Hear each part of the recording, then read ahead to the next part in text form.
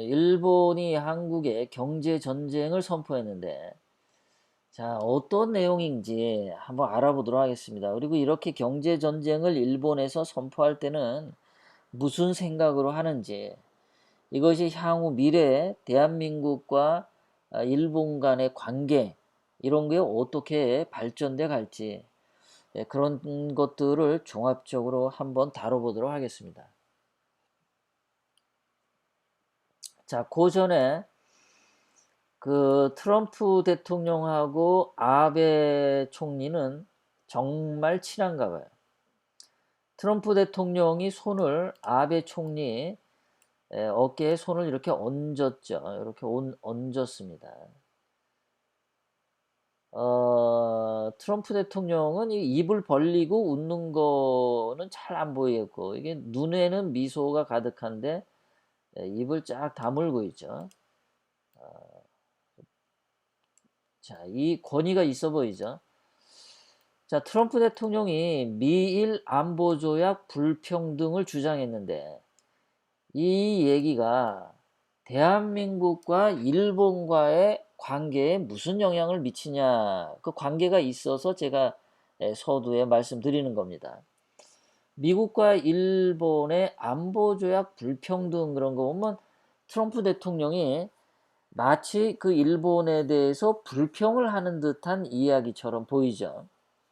그런데 실질적인 내용이 뭐냐 하면 미일 안보 조약에서 일본이 전쟁이 일어나면 미국이 일본을 도와서 전쟁에 참여하게 되어 있어요.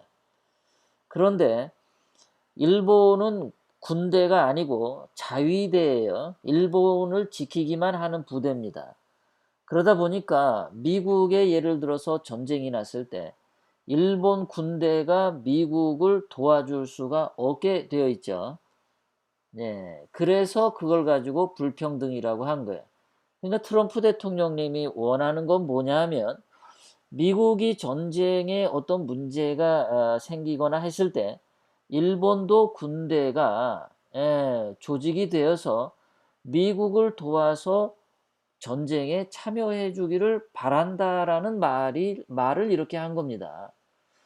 그러니까 이 말은 더 한편으로 들어가면은 일본이 자위대 수준으로 있으면 안 되고, 그러니까 일본을 지키는 수준의 자위대로서 있으면 안 되고, 외국에까지 파병을 해서 미국을 도와서 전쟁에 참여할 수 있는 군대로 거듭나야 된다라는 말을 이렇게 한 거예요.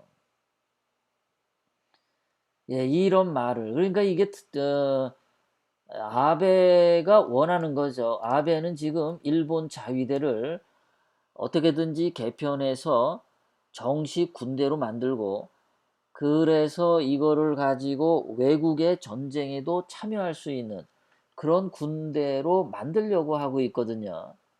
그것을 도와주는 말을 트럼프 대통령이 이렇게 한 거예요. 예. 마치 불평을 하는 것 같은데 그게 아닌 거예요. 이 사람들은 말하는 게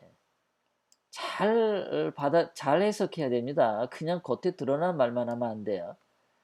그냥 이렇게 해서 아베 총리가 좋아하는 말을 해줬어.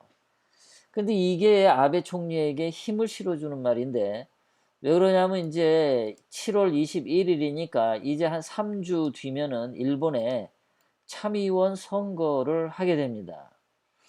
그 참의원 선거를 하면서 평화헌법 개정, 즉 일본 군대가 전쟁에 참여할 수 있는 군대로 만드는 그 헌법 개정에 대해서도 국민들의 뜻을 묻는 선거를 하겠다고 했어요. 이 참의원 선거에서 아베가 많이 표를 얻고 아베가 지지를 얻으면 평화헌법을 개정하겠다.